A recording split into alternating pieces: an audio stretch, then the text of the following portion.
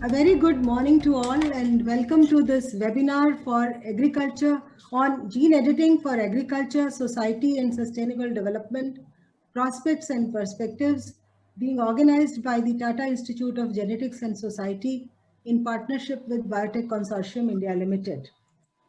As you all know, gene editing, though a relatively recent technology, has enormous potential and is being widely applied for dealing with several challenges in healthcare and agriculture. The inventors of CRISPR-Cas have recently been awarded with Nobel Prize for Chemistry 2020. Extensive research efforts have been initiated in India and India also, and there's a need for enabling environments to make use of these applications of gene editing for the benefit of farmers and society.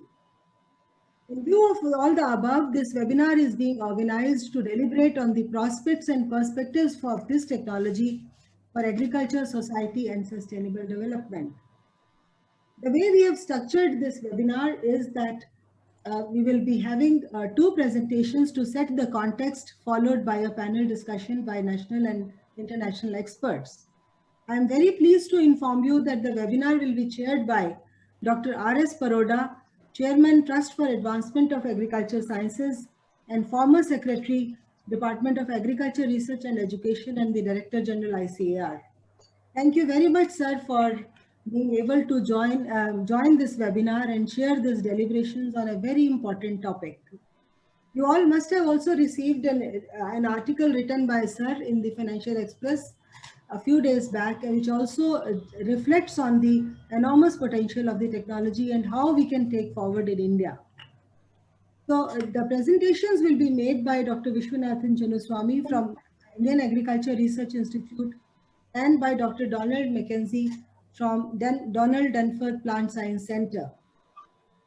And then our panel of esteemed panel, which consists of the experts, includes Professor Deepak Pental, former Vice Chancellor, University of Delhi, Dr. K.V. Prabhu, Chairperson, Protection of Plant Varieties and Farmers' Right Authority, who is also steering the formulation of regulatory framework for gene editing in India, Dr. Shubhra Chakravarti, Director, National Institute of Plant Genome Research, Dr. N.K. Singh, National Professor, B.P. Paul Chair from the National Institute of Plant Biotechnology, and Dr. Amitabh Mohanty from Corteva Agri-Sciences, Johnson, USA.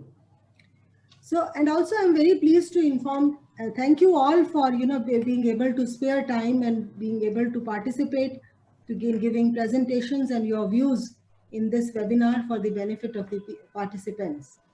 I'm also like to share with you all that very pleased to share that we got almost more than 1,000 participants have registered for this event, not only from India, but also from other countries. The profile of participants includes regulators, policymakers, research scientists from public and private sector, researchers, and other technical agencies. With this brief introduction, I would now request Dr. R.S. Paroda to kindly give his opening remarks. And before, sir, I'd just like to give a brief introduction to Dr. Paroda. He's been as I mentioned, the former Director General of ICR and Secretary there. Sir has made significant contributions in the field of agriculture in India. He modernized the Indian National Agriculture Research System, has been the President of Indian Science Congress and the National Academy of Agriculture Sciences, and recipient of many awards. It's a too long a list and I won't go into too much detail, but just to say that he received the Honorable Padma Bhushan Award also, and currently the Chairman for the Trust for Advancement of Agriculture Sciences. Over to you, sir, for your opening remarks. Thank you, Vibhaji. Good morning. My welcome to all the distinguished participants. Indeed, it is an important webinar being organized by TIGS and BCIL, for which we would like to place our appreciation on record to the organizers. And I'm extremely pleased that this important subject, which is of great importance for not only today's but future food security globally, is being addressed today. to this August gathering to tell about importance of genetic variation perhaps is not necessary, but starting from Darwin's theory of evolution, everything had centered around variation and selection process that has gone along uh, all through the civilization. And in this process, many useful plants had been selected, and possibly that was the basis for settlement of all those who were nomads in the past, and the civilization began along the important rivers of the world, starting from Yellow to that of uh, Middle East to that of Indian, and also in case of Mexico.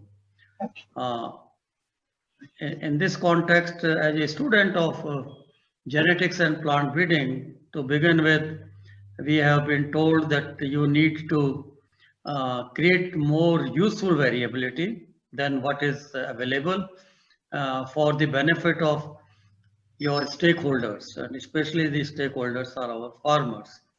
And for that, you have to think that it produces more, it has resistance to biotic and abiotic stresses, and in today's context, it also has adaptation to climate change.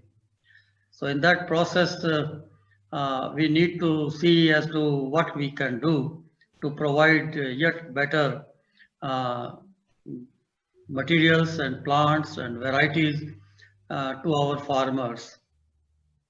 In the process, a lot has happened uh, thanks to the discovery of Mendel laws of inheritance. Then, of course, came the discovery of DNA by Watson Crick, and then also we knew that Dr. Borlaug received the Nobel Peace Prize based on the use of dwarfing genes in wheat, uh, which led to Green Revolution. And it's that time when I was doing my PhD at Indian Agriculture Research Institute, and seeds of Green Revolution were being sown.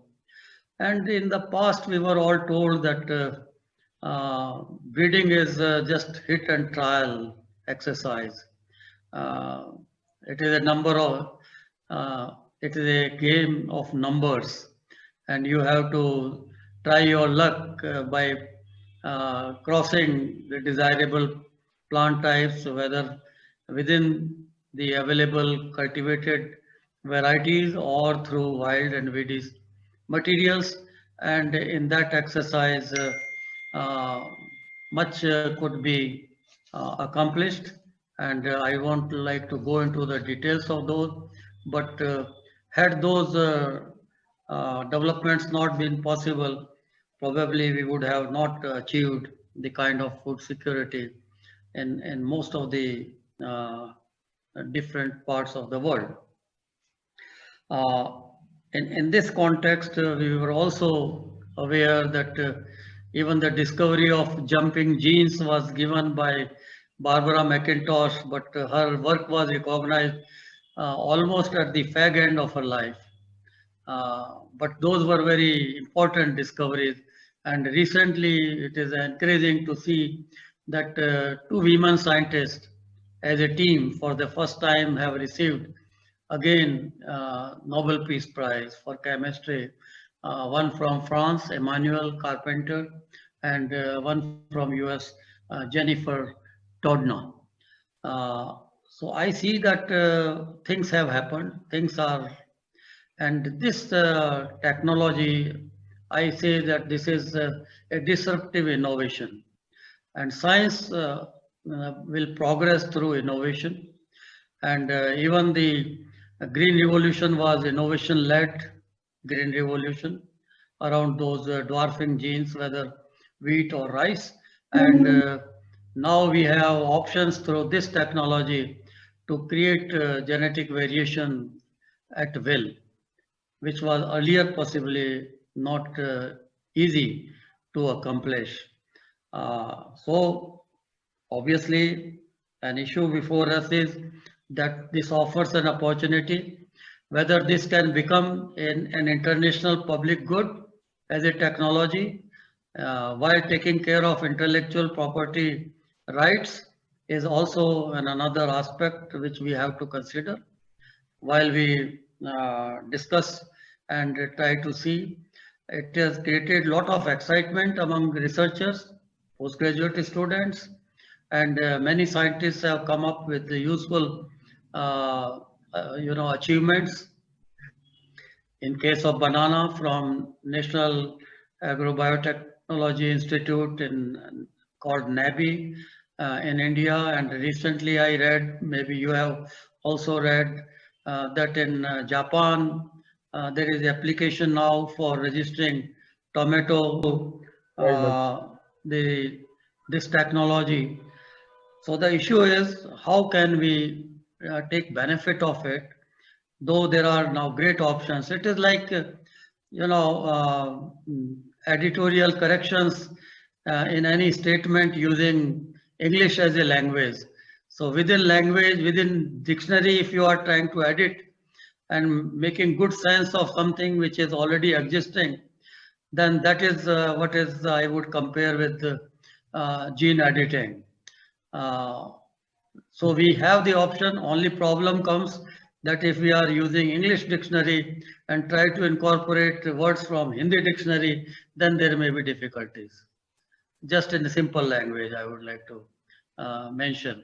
So if it is within, we have been the breeders, we have been the geneticists, the biotechnologists, and we have been evolving new genotypes.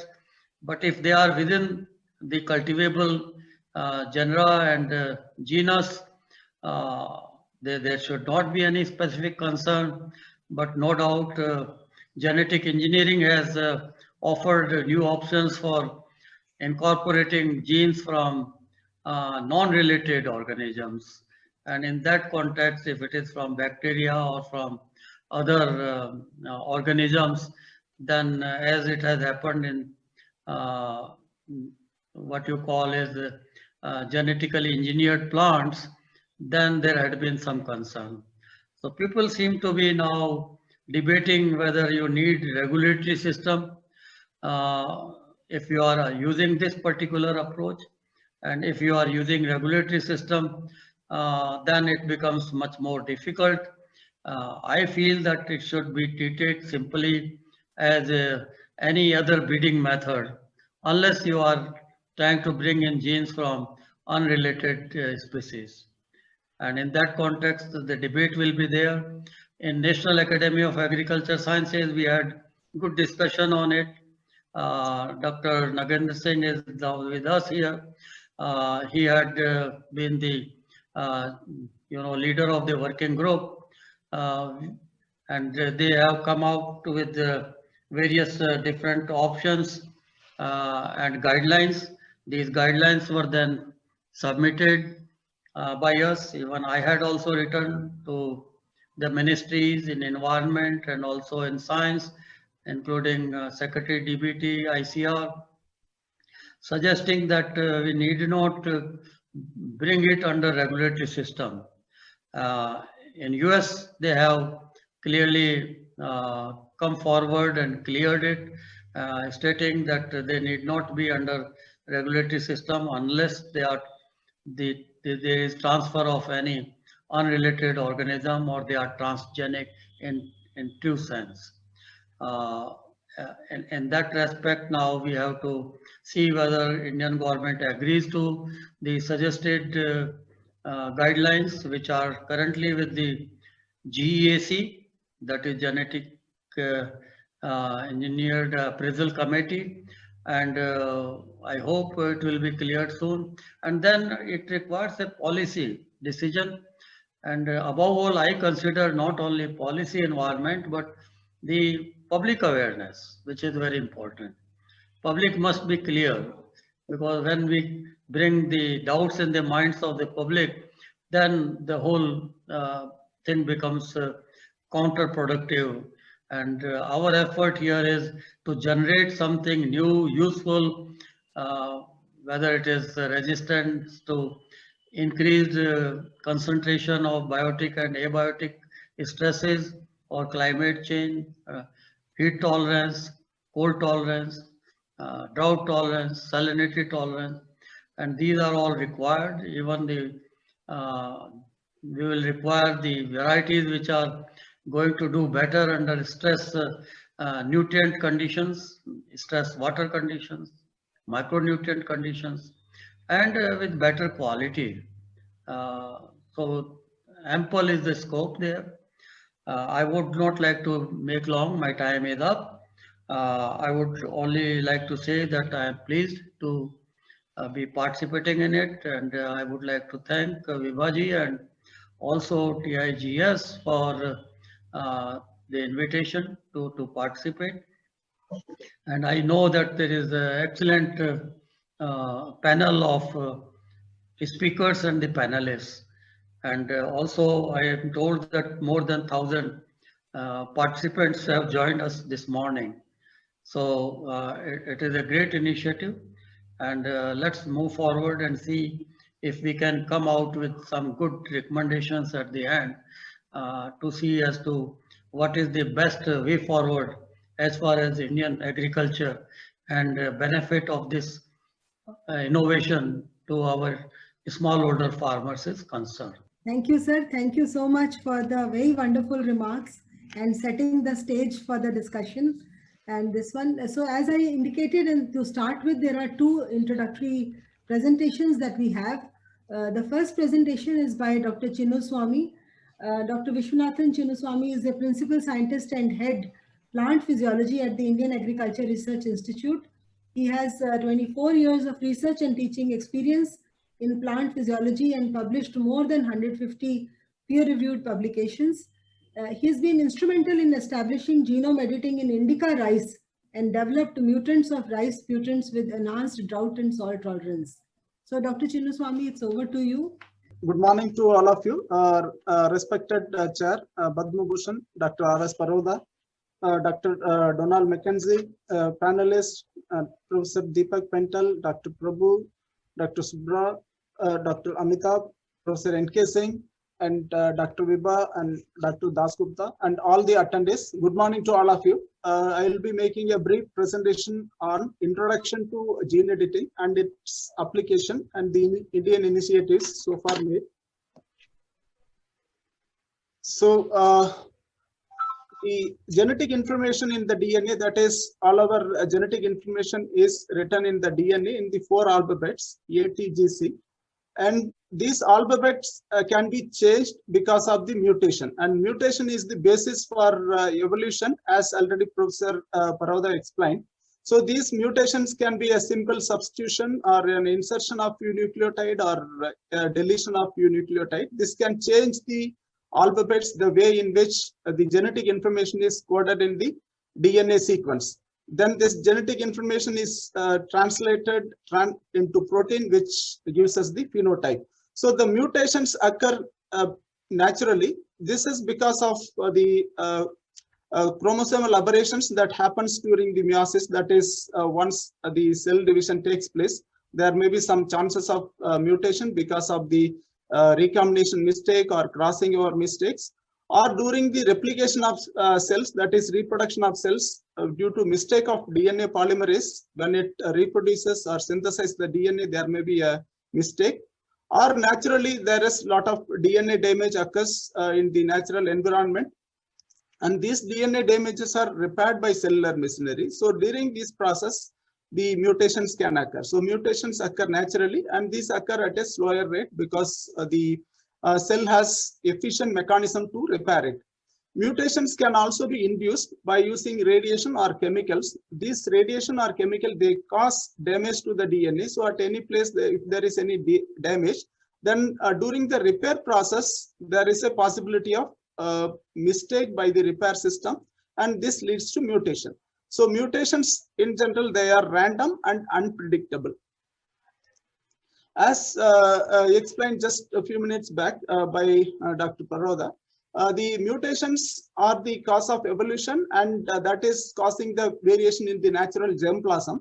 And this is the basis for breeding, that is the germplasm variation. So we initially, when the breeding started, we used the natural allelic variation that existed in the germplasm. And the later, in the early 19th century, when the mutations were discovered, and the mutations can be induced by radiation or chemical, breeders use this radiation or chemical induced mutation to generate variation, and from the variation we selected the desired mutation. And later, because it is random and it is unpredictable, selecting a desirable mutant for a desirable trait was very difficult. It was only the phenotypic approach.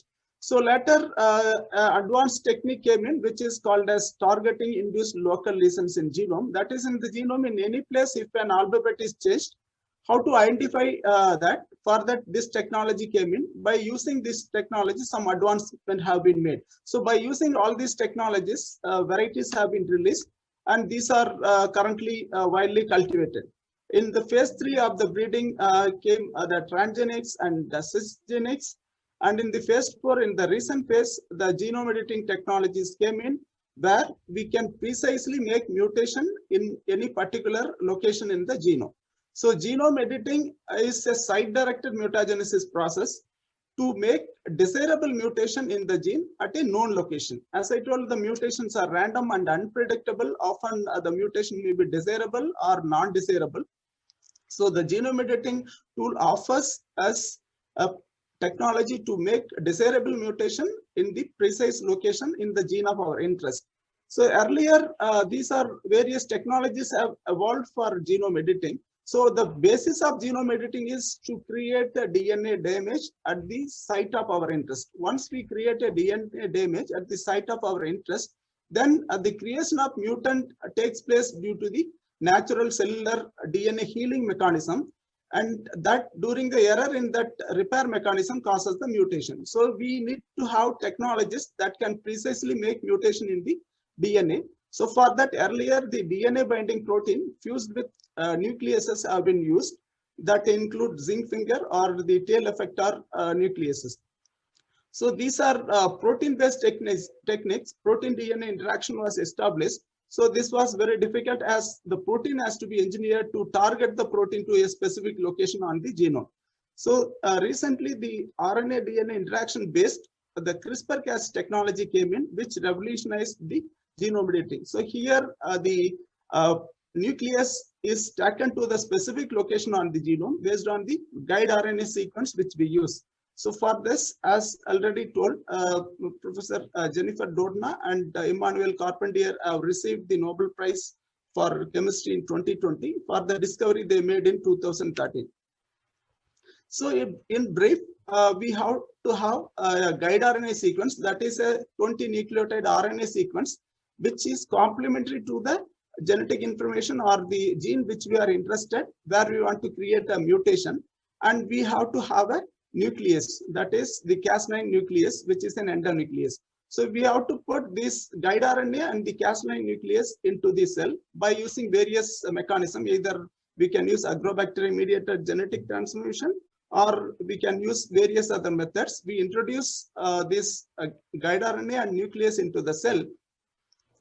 Once we introduce the guide RNA and Cas9 nucleus into the cell, the guide RNA binds to the Cas9 nucleus, and the guide RNA takes the Cas9 nucleus to the specific location. Out of the millions of base pair present in the genome, the 20 base pair guide RNA takes the Cas9 nucleus to the specific location where it is exactly complementary to the guide RNA. Once it is taken to that specific place, the Cas9 nucleus makes double-stranded cut. So this is the fundamental for the gene editing. Once it is made cut, the reagents, the role of these reagents are over. So now the cellular repair machinery takes over. So in this, two type of repair takes place. One is the non-homologous end joining repair. So this DNA break is repaired by this mechanism. During this mechanism, some error occurs, so there is a possibility of mutation, indels, and or it can be addition or deletion of few nucleotides. Or alternatively, if a repair template is present, the homology dependent repair can take place, wherein the repair template is incorporated in the double stranded break place. So there is a possibility of insertion or replacement of the existing template with the repair template. So based on these repair mechanisms, the mutations are created. So once in simple, like if the reagents are transferred into the cell, the Cas9 nuclease and guide RNA, they are incorporated into the genome at one place. And if our target place is here on another chromosome, or a place which is distant to the tDNA insertion place. So now the guide RNA and Cas9 creates the mutation, and the primary transgenic plants are obtained. During the process of selfing, in the next generation, the tDNA part separates and only the mutant part remain in the desired plant. So the final product is no transgene is present, and this mutation is indistinguishable from the conventional mutation that has been created by the natural way or by the induced mutation. So based on the way in which the mutations are created, these mutations are classified into three types, that is site-directed nuclease 1, site-directed nuclease 2, and site-directed nuclease 3. That is how the double-strand break is repaired. Based on that, the mutants are classified. The SDN1 type of mutation, after the nucleus cuts the DNA, the repair process is natural. So during the repair process, simple mutations are created. So these kind of mutations are known as SDN1 mutations. In the SDN2 type of mutation, we provide a repair template to repair the double-stranded break DNA. So the repair template may have one or two nucleotide change. So this leads to a precise change of nucleotide in the desired gene. So only one or two nucleotides are changed at our will in the precise location of the genome. In the SDN3, we provide a repair template. This repair template has a native part of the genome, that is homology region. Other than that, in between we have a region which is a foreign gene or which is a gene from other plant species. So this can also be incorporated. So this is useful for insertion of foreign gene at safe harbor loci. Otherwise, when you produce conventional transgenic, you have to create large number of events to produce an event that is not disrupting any natural function. So all three possibilities are available by using the genome editing. So since the SDN1, SDN2, SDN3, these definitions are precise, has been initially made by on the basis on which the double-stranded breaks are repaired. But after that, the technologies have evolved further. There is no need for double-stranded break. We can precisely change a nucleotide in the gene of our interest. So these are called as base editing. By using cytidine deaminase or adenosine deaminase, we can specifically create mutation at specific place. So there is no double-stranded break. So in this, double-stranded break repair mechanism is not involved. The another advancement in the genome editing is prime editing. Again here, we use exogenous template which is fused to the guide RNA. So it can specifically incorporate at this target loci, the mutation can be specifically incorporated by the action of the reverse transcriptase. So here also double-stranded break is not there, only a single-stranded break is made, and at this point the corrections are incorporated. So these are some of the advancement, and the technology is evolving day by day. Further, the genome editing has a large number of applications, which has been already explained by Professor Praroda. So we can create any kind of variation that leads to enhanced yield or enhanced stress tolerance or enhanced nutritional quality. So as it was told that the SD1 gene brought green revolution in rice. So this was natural mutation which was incorporated into IR8, and then it was incorporated into other varieties. So these kind of mutation can be easily created by using the genome editing technology. This is in the Kasala genotype, these mutations have been created, which leads to enhanced yield. So similarly, these mutations are applied internationally to enhance the yield. So this is one of the example where the mutation in the ABA receptor enhanced yield under field condition. This experiment was done in China. So the other examples include the genome editing of susceptibility genes, and this can increase the bacterial blight resistance in rice. So otherwise, bacterial blight is a major problem. So if we use genome editing, that is the sweet gene promoters are edited, this can lead to enhanced resistance to bacterial blight. So in addition to editing the elite varieties, we can also edit the wild genotype or the land races which are resistant to various stresses. The yield is less, so we can make precise editing to improve the yield of those varieties. These are called as de novo domestication. So this is also possible by using the genome editing technology. So these are a large number of effort that made globally in different crops for editing various agronomically important traits. So finally, in India also has significant progress in this direction. So both DBT and ICR Institute have made a lot of effort. So DBT has a special genome engineering technologies task force under which large number of projects have been given. And in these projects, now products are being developed. Similarly, in ICR also, under National Agriculture Science Fund, the projects are making progress. So few examples I will show from the Indian scientists.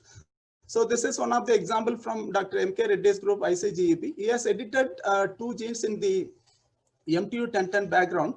So this led to increase in the 25% yield. That is when the DEP1 gene is mutated, or in case of TB1 gene, when it is mutated, the yield increase was about more than 70%. So these are in the greenhouse studies. So we can evaluate in the field condition, they have a lot of potential. In IRI also, we have developed mutations that enhances the salt tolerance of the MTU 1010 by simply editing one of the gene, which is known as drought and salt tolerance. This knobby example by Siddharth Diwari was already given by Dr. Paroda. So editing of lycopene epsilon cyclase resulted in enhanced beta-carotene content in the pulp of the banana fruit. So this can increase the vitamin A level in the banana. And similarly in TNAU also, they have developed aromatic mutation in the ASD 16 background. So there is a lot of potential for genome editing application in India, and India has made quite a good progress. So the conventional mutagenesis methods are random, unpredictable, and it causes multiple mutation. So then transfer of these mutation to desirable elite genotype, it is time consuming and associated with linkage drag. Whereas genome editing is a precision mutagenesis tool, it requires less time, no linkage drag, and it has great potential for revolutionizing the crop improvement. So I thank the TICS and BCIEL, Dr. Vibha Agusha and Dr. S.K. Dasgupta for providing me this opportunity. I thank the funding agencies for the work supported to our lab. Thank you very much. We will now move on to the second presentation, and I invite Dr. Donald McKenzie. Dr. McKenzie is the Executive Director of the Institute for International Crop Improvement in Donald Danforth, the Plant Science Center based in US. Dr. McKenzie is an international expert in regulatory systems for agriculture, including environmental risk assessment, biosafety, food safety assessment, etc. And he's managing at the present, he's managing all the partnerships and programs which are dedicated to translating the key discoveries in plant disease and pest management, genomics, advanced breeding, and nutrition, etc. So that these technologies can reach to the farmers. Navigating through the practical safety and the regulatory processes is his area of expertise. So we look forward to hearing from Dr. McKenzie on the enabling environment, the need for the enabling environment that is required for taking forward these technologies. Over to you, Don. Okay. Good morning and good afternoon and good evening to everyone wherever you happen to be today. I want to thank the Tata Institute for Genetics and Society and Biotech Consortium India Limited for this opportunity to participate in this webinar on genome editing for agriculture and society and sustainable development. My thanks also to Dr. Perrotta for his opening remarks, and to Dr. Chinnasamy for very precisely and thoroughly elaborating on the technology and on the applications of genome editing to improving crops in agriculture.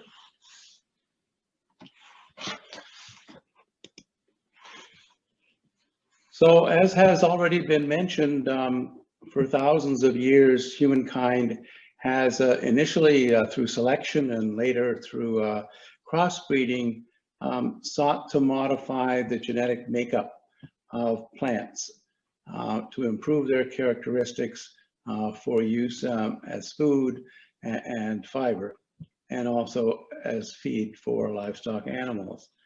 A major goal of plant breeding is to continuously make use of and then to increase genetic diversity. And has already been mentioned by Dr. Chinnasamy, the first attempts to increase genetic diversity by technical means were in the 1930s, using either radiation or chemical mutagens to introduce randomly mutations into the plant genome. And that was followed by intense selection to identify those few progenies that would have the desirable traits. With new technologies around genomics, we were able to associate genetic sequences and genes with plant characteristics, and then could move into using marker-aided selection and other so-called smart breeding techniques. Later on in the early to middle of the 1980s, and then with their commercialization in the middle of the 1990s, was the introduction of transgenic plants and crops, so-called genetically engineered crops. And these products have not only improved farmer livelihoods everywhere where they've been adopted, but they've also decreased the environmental footprint or the environmental impact of agriculture. So now with the introduction of genome editing, breeders can now more precisely target exactly where in the plant genome we want to introduce mutations or to introduce specific changes. So very practically then, genome editing can be considered to be an extension of mutation breeding. And the vast majority of plant breeding innovations, or PBIs as I'll call them, are those of the SDN1 and SDN2 type that were created and contain mutations that are really indistinguishable from the types of mutations that could be created using classical mutation breeding techniques. It's just worth pointing out and acknowledging a recent opinion by the European Food Safety Authority, EFSA, and released their opinion just past October, stating that in their view, products of genome editing, specifically those that are SDN1 and SDN2 types, are no more hazardous than those products produced through conventional breeding methods. This is something that we've always, I think, known since the late 1980s in our evaluations of genetic engineering and its products, in that it's really not the technology that's used to produce it, but it's the characteristics of the final product that determine risk. So that recent opinion by EFSA is a good reminder that all plant breeding methods, regardless of the technique, have some potential for giving rise to unintended effects. And you'll see that many of them, in fact, nearly all of them, we have found a way to regulate them using traditional agri-food regulations, what we would call regulated as conventional. It's really only those exceptions, products produced through recombinant DNA technology, that have in the past 25 years or so resulted in the elaboration of special regulations, special biosafety requirements and regulations to deal with those products. When in fact, if we look at the plant breeding technique that is the most likely to give rise to unintended effects, that is classical mutation breeding, we find that we can deal with those products perfectly fine using conventional agri-food regulations. So just also a reminder to ourselves that the conventional agri-food regulatory system involves a whole array of different regulations geared at managing seed production, crop improvement, crop production, the use and distribution of grain, the use of plant products in food manufacturing, and also of distribution and marketing. So it typically involves multiple agencies operating at different levels in government, at a national or central level, at state or local levels. It also involves international actors, such as those involved in the International Plant Protection Convention, the International Seed Trade Association Codex, and so on, that set standards internationally that have to be met locally and regionally. We have also regional trade organizations that similarly set standards. So the blend of developers that are working on plant breeding innovations is strikingly different than the mix of developers that have successfully commercialized or introduced genetically engineered plants into the marketplace. As we can see from these data that were collected in the US and based on an analysis of the MI regulated applications and the determinations coming out of them, we can see that more than 90% of the developers are really coming from the public sector, from universities, from nonprofits and government centers, and also from small and medium-sized enterprises. Only a small proportion are coming from the transnational corporations or the MNCs. If we were to look at the current collection of commercialized genetically engineered crops, the situation would be entirely different. It would be exactly the opposite, where only a small proportion of developers are coming from small organizations or the public sector. In fact, there are really very few examples that we can think of public sector products that are actually being grown or actually are in the hands of farmers. 2 or 3 examples would include virus-resistant papaya that was developed by USDA Agricultural Research Service and released in 1998.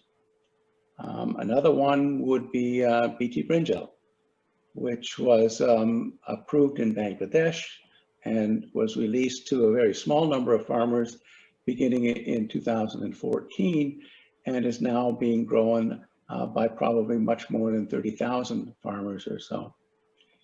And my final example is a product that is just about to be released to farmers, and that's BT cowpea. So that's transgenic cowpea that's resistant to Maruca pod borer that was approved for commercial release in Nigeria in January of 2019.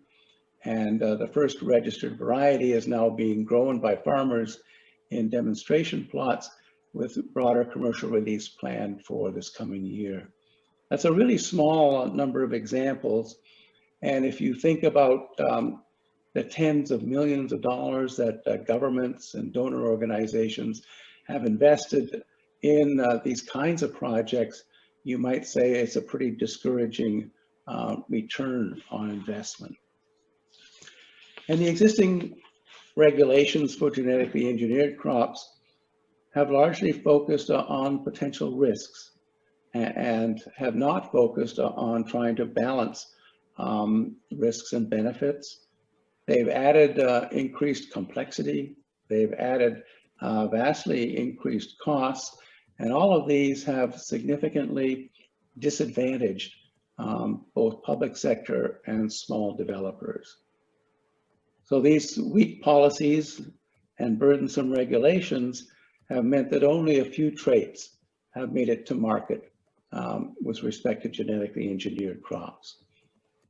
A small number of traits that would include mainly herbicide tolerance, insect resistance, perhaps to a lesser extent, modified oils or drought tolerance, and only then in a handful of crops, primarily maize or soybean or cotton and canola. That represents the majority of what's in the marketplace now. And these products have mainly been introduced by, again, the large organizations, mainly transnational corporations, who have the resources and ability to navigate multiple complex regulatory environments, something which is really a challenge and nearly impossible for small developers. So to really make and realize the benefits of PBIs and to make the product more accessible to public sector developers, in essence, to democratize the technology, we need to simplify the regulatory approach so that we can end up with a broader diversity of traits in a broader range of crops for the benefit of smallholders.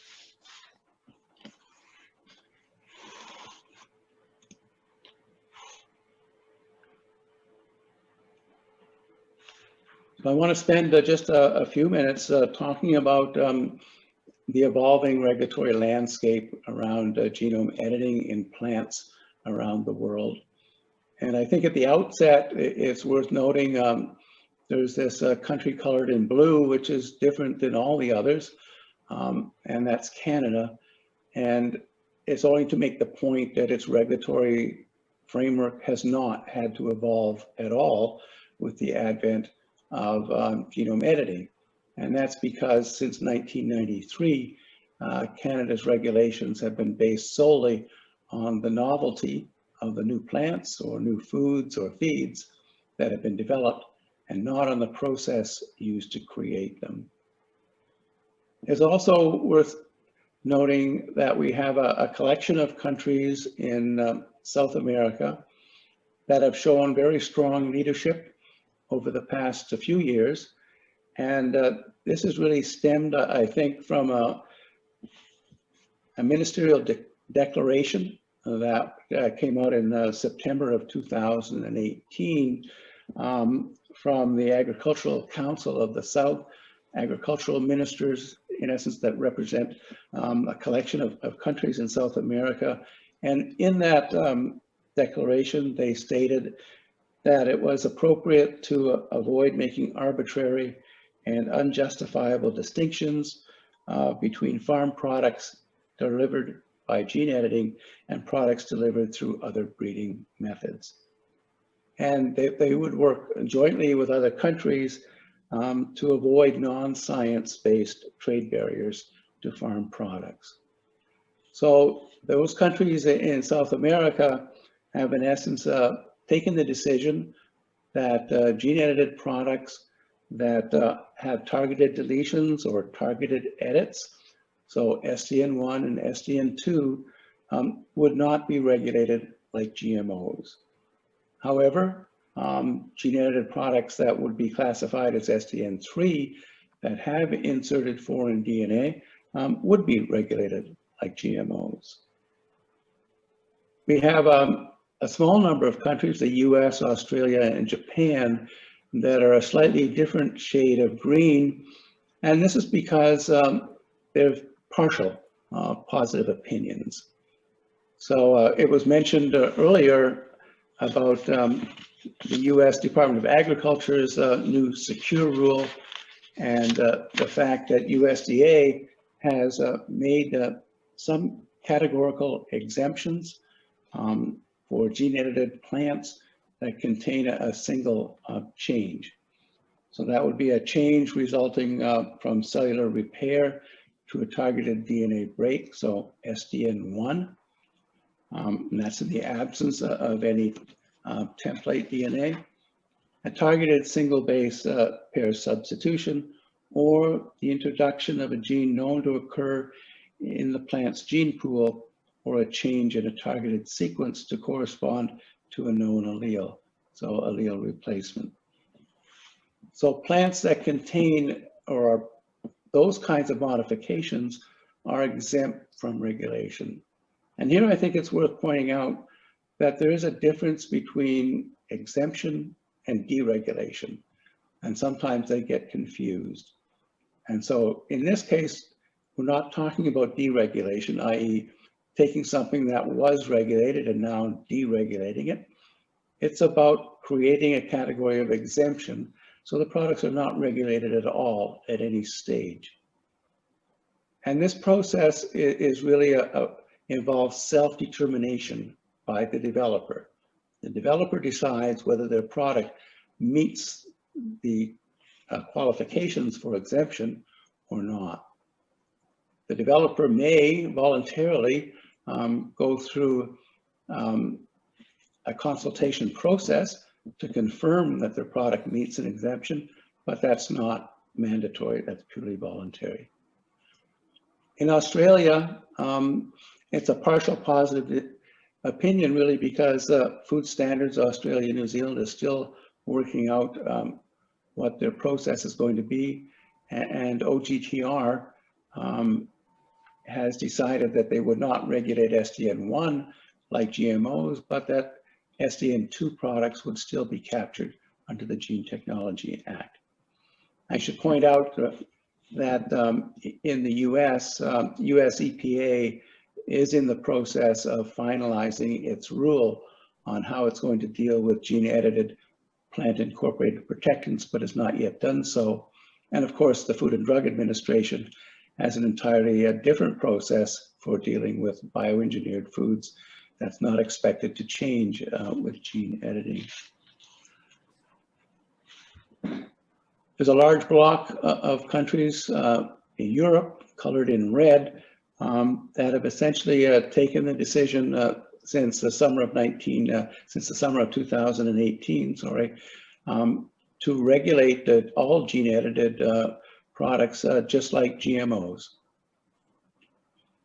And this has, in the past, Europe has had a sort of an outsized influence, if you will, on other countries with respect to how it's dealt with regulations around genetic engineering.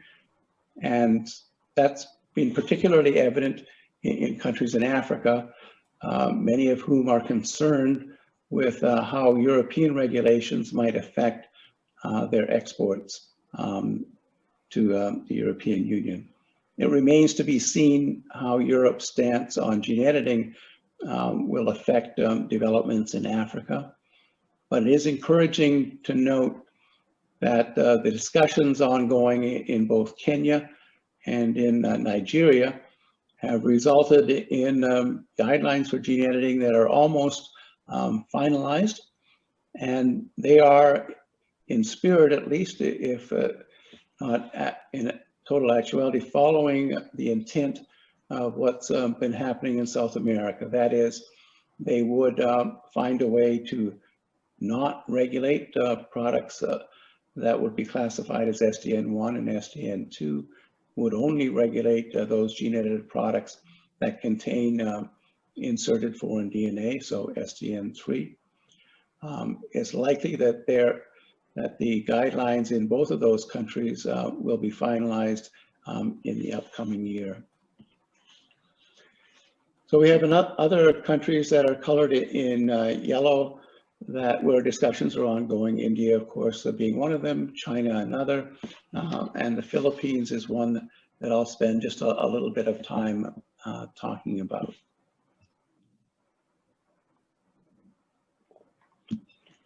So at present, the Philippines regulates genetically engineered plants and GMOs under a joint departmental circular that involves the Department of Science and Technology, the Department of Agriculture, the Department of Environment and Natural Resources, the Department of Health, and the Department of Interior and Local Government. So 5 different departments and agencies.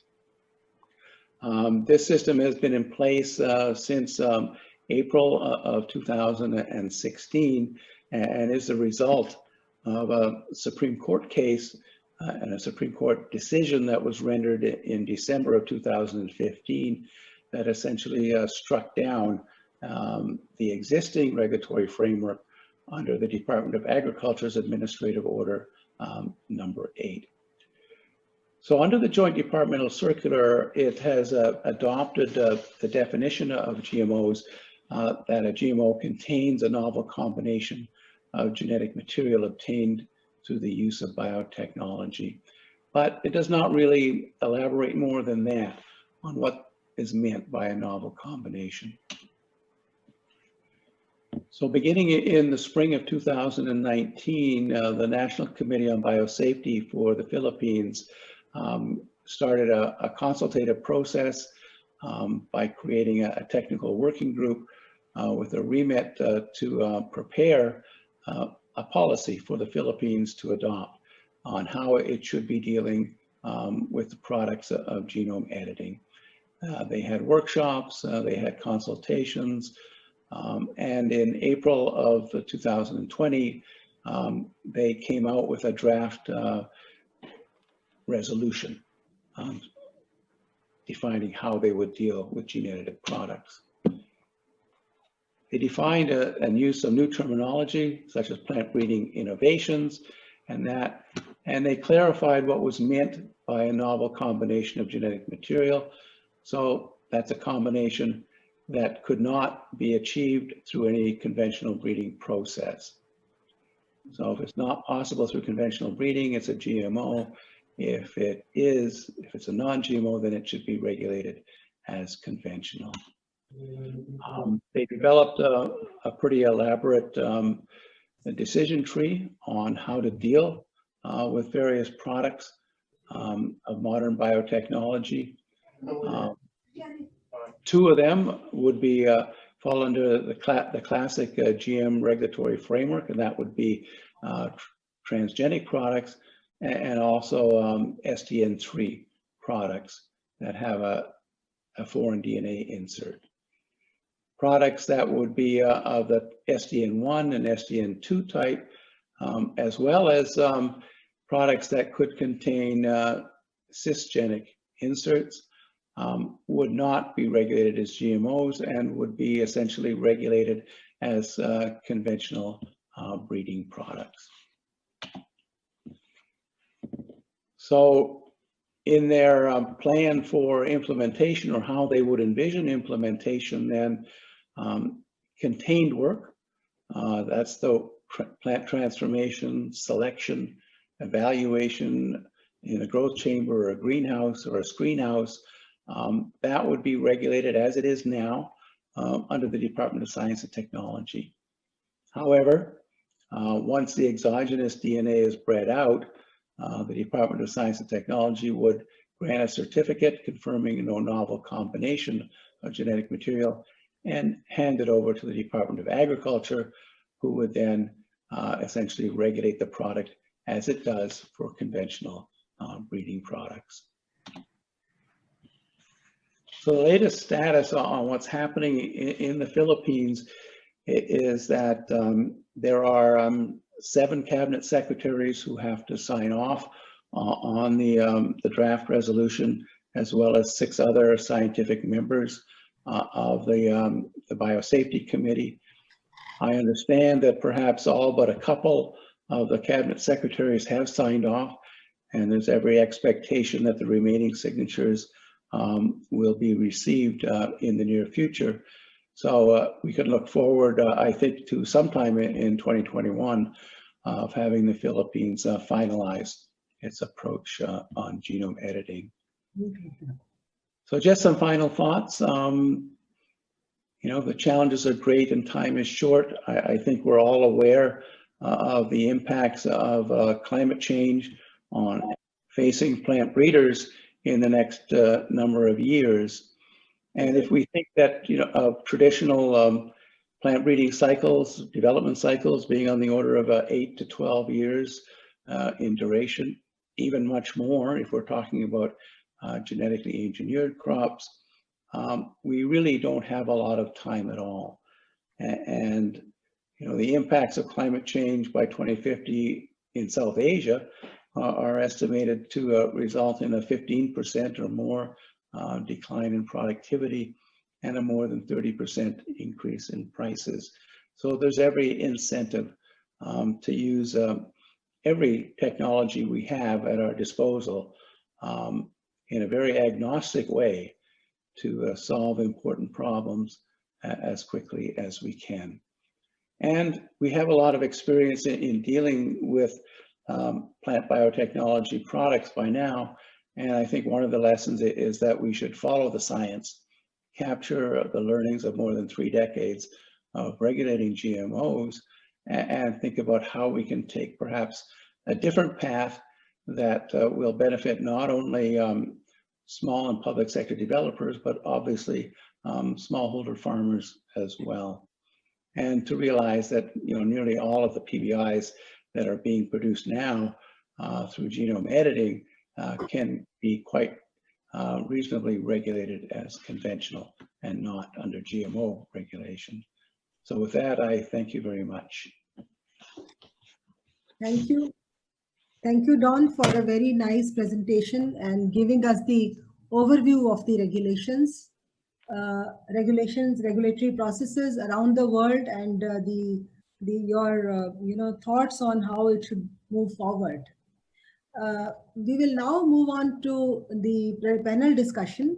And as I mentioned by starting the meeting, that we have a very esteemed panel of speakers.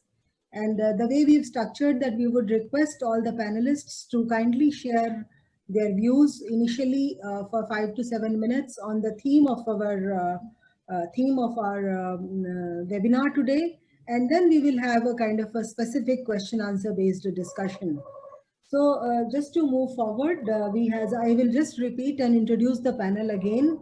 We have Professor Deepak Paintal, CSIR Distinguished Scientist and former Vice Chancellor of University of Delhi, Dr. K.V. Prabhu, Chairperson of the Protection of Plant Varieties and Farmers' Rights Authority, Dr. Shubhra Chakravarti, Director, National Institute of Plant Genome Research, Dr. Amitabh Mohanty from Corteva Agrosciences, and Dr. N.K. Singh from the National Institute for Plant Biotechnology. So I will now take a round and one by one request all our panelists to share their views. And now may I request Professor Deepak Paintal to kindly share his views. Good morning to all the fellow panelists. We had 2 very good presentations by Vishwanathan and Dr. Don McKenzie, which I think have taken us through both what the technology is and what are the regulatory issues. I would like to point out, make a few points quickly. You know, we are going through difficult times, and I think people are getting better understanding of the threat of pathogens due to this COVID pandemic. And it is not generally appreciated that plants also have a large number of enemies in terms of pests. Pests in FAO's definition includes both insect pests, pathogens, nematodes, bacterial pathogens, and so on and so forth, and weeds. And we have been lackadaisical on appreciating this, how strong this threat is. because when you get a plant wheat variety with resistance to rust, or you get rice variety with resistance to bacterial blight or some of the other diseases, it is not a national news. It's not in the common domain that how much excellent work has been done on protecting plants through genetic interventions. These could be through sexual hybridization if it is from the primary gene pool. It could be from the secondary gene pool. And we know that it is a very difficult process of taking genes from the wild species and introgressing them into crop plants because of the linkage track problem and so many other problems. But valiant scientists have worked very hard to bring these genes, but the appreciation is very little in the society on protecting the plants. But now I think we should utilize this new development of everybody coming to know through the pandemic how much threat pathogens are to human species, but not only to human species, but to like Gemini viruses are creating havoc and shaving off a lot of yields in a number of our crop plants. So we need all kind of technologies to combat these pathogens of plants. Wherever genetic intervention can be done, it should be preferred over agrochemicals. But there are areas like weed control which can be only dealt with agrochemicals. So we need all kind of technologies. But public sector like CG institutions or national agricultural institutions getting into in a big way into the area of resistance to pests and pathogens. And the farmers take up these technologies very fast, as we can see from BT experience or from herbicide tolerance, where things were not even released properly and the farmers had started taking up. So the farmers like these technologies, but they don't know that how much of these exist and where they exist. The other thing I would like to point out is the current agitation by farmers which are deeply stuck in the wheat-rice cycle. And we all know that this is not sustainable. It is taking away huge amounts of groundwater, and we need crop diversification. Now just imagine if farmers had another crop in lieu of rice, which would give them as much income, but use much less natural resources. I think farmers will take it up without any difficulty. I have this major point to make that we have not done enough on the seed side. We have not strengthened our crops for resistance against pests and pathogens, because alternate crops, people talk about maize, people talk about soybean. They are also susceptible to diseases that the farmers will not get more than 1 ton per hectare. So the farmers which are used to 4 or 5 tons of rice on an assured price are very reluctant to move to alternate crops. So we need to strengthen our alternate crops like oilseed crops, legume crops, and make them resistant to diseases and pests. And that is where the big challenge is in terms of diversification. Now, if you look at it, the last point I would like to make is, look at the investments which India has done into irrigation.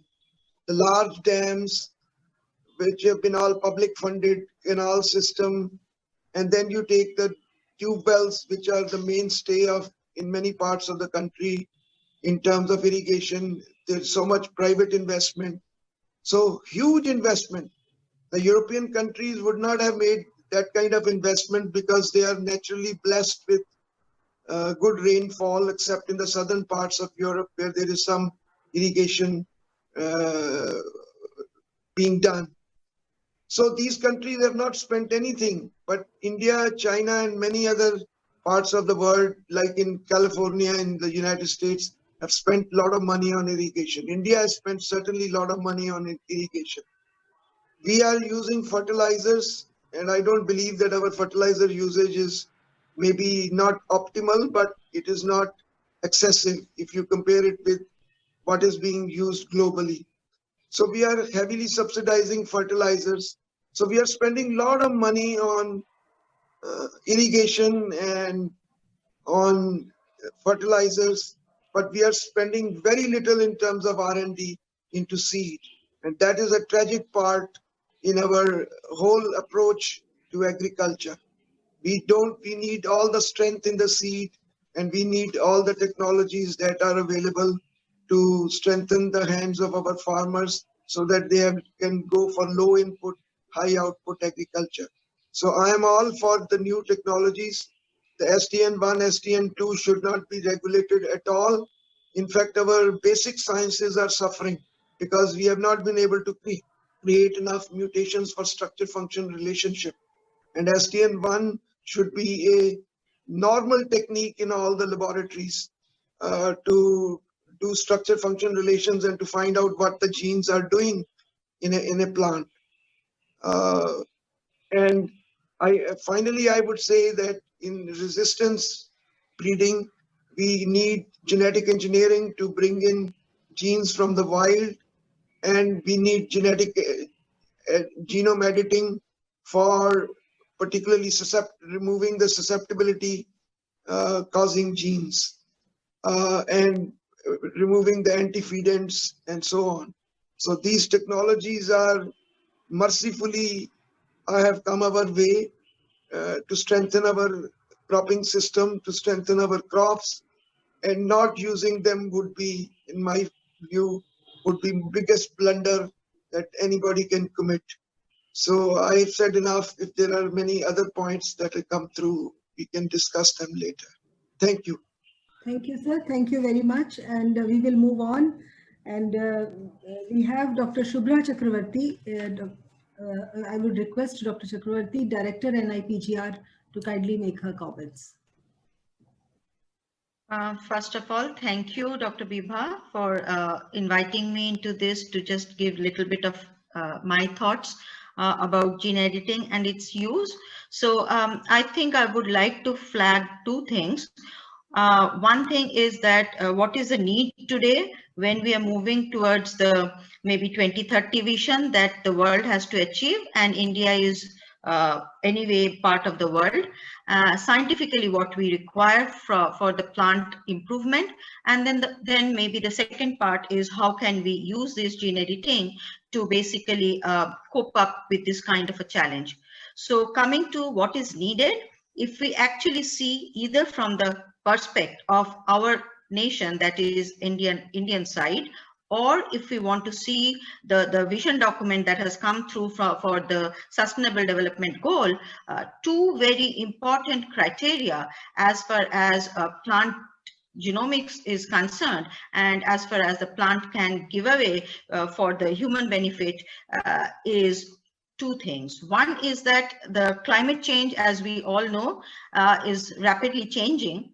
At the same time, we all know that someone mentioned just before what we require by 2050, that we need to produce more as well. Although today India is a self-sufficient nation, however, keeping in view the next 10 years or 20 years, we need to still produce more. And I think there is a ICR Vision Document 2030, which also talks about possibly doubling even our cereal, our legumes, our vegetables and everything.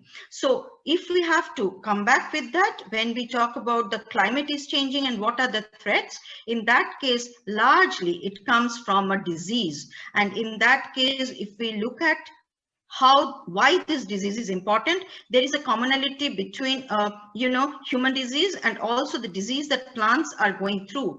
All these microbes, because of the co-evolution, they are changing rapidly, and there is one thing that is antimicrobial resistance. We always talk about antimicrobial resistance in case of the animal or human, but if we really think deeply, what we find in case of the plant as well, basically in our all field, what are the fungicides, what are the pesticides that we are using, all came from one particular molecule, and that was somewhere in 1930s or 1940s, and that is azole derivatives. So because we have only azole derivatives, and till so far we are using that, the AMR for even plant pathogenic microbes are tremendously difficult to control. Therefore, this disease, not only for human but also for plant, is a very, very important area that we need to look up for coming years. Although I do not say that abiotic stresses are not important. Definitely they're important because the climates are changing. Global temperature is very important. Drought is very important. Salinity very important. But on top of this, I think I'm very concerned about this AMR. Now, coming back to the second point, which is also flagged in the SDG, and if we look at, we need to produce not only the quantity, but also the nutrition. So nutritious food is very, very important. And if I little bit flag a data that comes from the study of the WHO, as well as from the study from other international organizations, where it has been shown, if you actually see what has happened for last 50 years and now where we are moving. Initially, if we think about human diseases, it used to be infectious diseases, where earlier used to be rampant, which used to be very important for human health. But in last 5 years, the whole shift is towards the NCD, that is the non-communicable diseases. And if we try to see, and also the maternal and neonatal and nutritional disorders. So if we try to see a little bit of a data, which I pull out from a document from 2017 document, at the global level, we still have a 60% of the disease burden, which comes today from NCDs. And 28% is from communicable or maternal or neonatal or nutritional disorders. So therefore, these are two very important issues that I want to flag.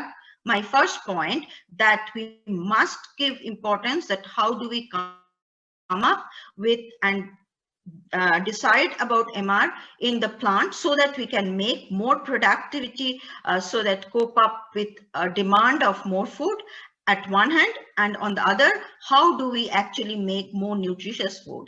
And you all know that if you see and look at the 2030 vision document of the SDG, 3 of the 17 sustainable goals directly is related to zero hunger, good health, well-being, and life on land. And therefore, plant plays a very, very important role into it.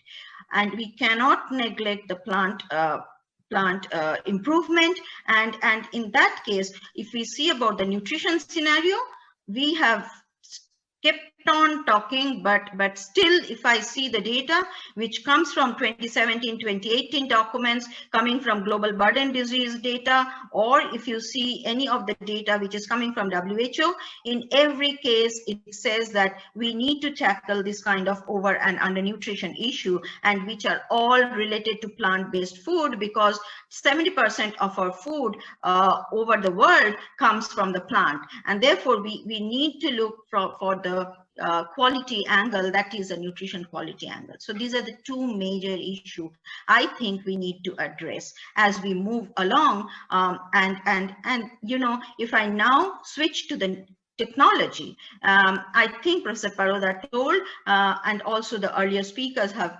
pointed it out, we moved from almost 1930 on till last 50 years, possibly have seen the mutation breedings, and also the transgenics with the Epoch science paper which came in 1983 of the gene technology, where we could make the transgenics. However, today we have a very, very nice technology, and that is gene editing, and therefore which takes care about all the concerns that had been raised by the transgenic approach. And if we really use, I need not to elaborate because we had such a nice presentation by Dr. Viswanathan and also by Dr. Donald. So SDN1 and SDN2 definitely, in my opinion, need not to be regulated. What I know that already there has been groups and people have worked, and Professor Paroda mentioned that the document of the Indian document for regulation is already with the DBT. If I now try to see how can we utilize this new technology of gene editing for the betterment of our crops for either quality purpose or quantitative increasing, then I would think, over the years, also the technology has changed the science of plant, or even in case of animal, whatever we say, from reductionist approach of looking at one gene by one protein, which happened in last 50 years, to find out useful genes, useful proteins for betterment of genotypes of ours. But today, we stand in an era where it's all genomics, all different omics, proteomics, metabolomics, ionomics, and many other omics. And if you look at the data that has generated and has been deposited, terabytes and terabytes of data in the public domain. The best part is all data is in public domain. And therefore, how do we now utilize this knowledge that has been generated over I would say last 10 years effort after the genome sequencing have come in. And in that case, with these data, how do we utilize this data?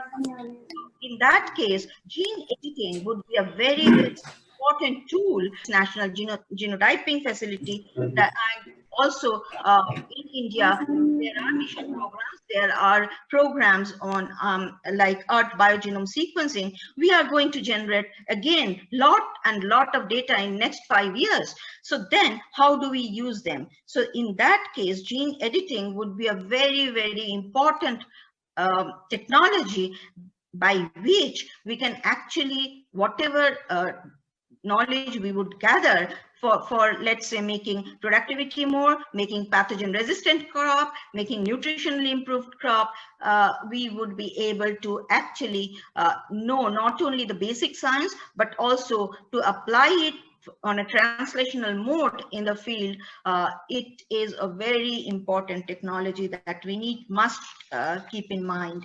And I think in the coming years, with this gene editing, what I'm seeing, and also Dr. Donald talked about it, global situation, I hope that Indian policymakers and also, Indian government would be giving a very safe document wherein this SDN1 and SDN2, in my personal opinion, may not come under regulation.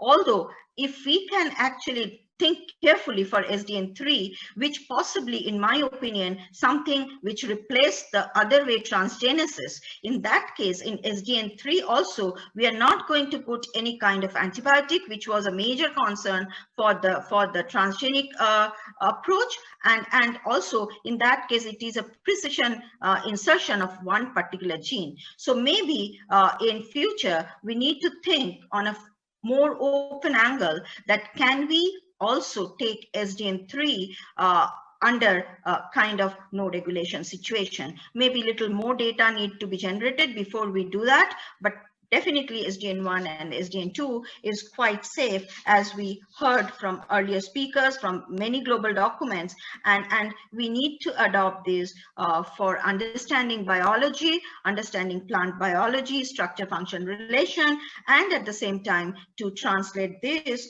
in the field for which whole nation is looking forward, so that not only India, globally, we could actually join hand and make the world a safe place. And in that case, I think these are few points that comes in my mind, and I think gene editing is a very, very interesting tool that has come to our use, and we must use it cautiously but judiciously, and also take it in a positive way.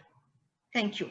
Thank you, Dr. Shubhra, for very, very positive remarks, and also the need for the technology. We will now move on. Actually, Dr. KV Prabhu is unable to join because he's stuck with in a meeting in Krishi Bhavan, but he has very kindly in his remarks in a video. Good morning, everybody. First, my apologies for not being able to participate in this webinar virtually, and I am submitting this pre-recorded video version. Respected Professor Paroda, my very dear senior colleagues Dr. Pentel and many others who are participating in this webinar, I am surprised, not surprised actually, to see that more than 1,000 people have already registered, as Vibha told me yesterday, for this meeting, which is really overwhelming response. At the same time, I do feel that I am missing this direct contact with each of you to listen to you and interact with you and answer any queries while I make my panel points related to the issue in question. Plant breeding today has been benefiting to a large extent through modern genetic technologies, and this breakthrough, which Emmanuel Carpentier and Jennifer Dodha gave a few years ago, has been a wonderful boon in more respects than one, because as a plant breeder, which I have been practicing for more than 3 decades, I used to look for the character which I am aiming to improve and look for an option available in the genetic resources belonging to the species wherever, whether in India, abroad, or germplasm, or any other material which resembles this cross species which is crossable to it, a wild relative, whatever. So look for an existing trait which is going to be the part of my objective, which means we are going by already created mutation, either naturally or by any other agent which I might have used, such as irradiation or chemical mutagenesis or cytological deletion, or any of those possible changes that we can do by interacting with the genome, by pressurizing some changes to happen, some deletions to happen, so duplications to happen, or even interactive genetic fragments which will prevent an expression of another gene which I don't want to express. So these are the changes which I am looking for in existing plants. The genome editing has enabled me now to not only think of the character which I want changed, I also can imagine the extent to which I want to change, and to see that the changed plant is made available to me at the time when I require it for enabling the change in the variety which I am breeding for. All this would not have happened minus the genome editing technology. So it is a wonderful boon. Both Emmanuel Dodha and Jennifer and Emmanuel have done this wonderful exercise for the benefit of the plant breeders at large. What is required now for plant breeders to use this with interaction that is required to be established between the molecular biologists and the plant scientists who are properly trained to make this happen without leaving any element that may cause risk as is apprehended generally. As it happens with any other new technology, people at large generally do not accept any change without being informed, without being clearly communicated that the change is not going to harm the society at large, the environment at large, animals and human beings, or the health of each of these in general. So the same thing has to happen by making the molecular biologists or the other plant biotechnologists and the breeders coming together and working on the same plant with the character in question that needs to be modified. I'm sure Chinnaswamy and Donald McKenzie are going to explain to you, or will have explained already with their perspective on what the technology can do. And it is something that has come in. And I regret that I am not now in an active working phase to make use of this to the best element. I've used all the other sources of mutations that could be happening, wild species, chemical mutagens, physical mutagens during my career, and even alien species based crosses to delete or remove the chromosome by aneuploidy, etc. I've done all of this, and made use of it. But now that this opportunity is made available, my younger friends who are breeding should make use of this. And let's believe the government, which is sitting on regulation-related parameters of this particular technology, like any other technology, will do the needful and give back to the society the best gained advantage that plant breeding could have ever done, from my perspective, because I don't see that there's any more change in the technology or advancement in the technology that can be better than this, other than the regulatory phenomena or the other results which are coming out of the tool that carry any chance of causing a risk, which I explained just before.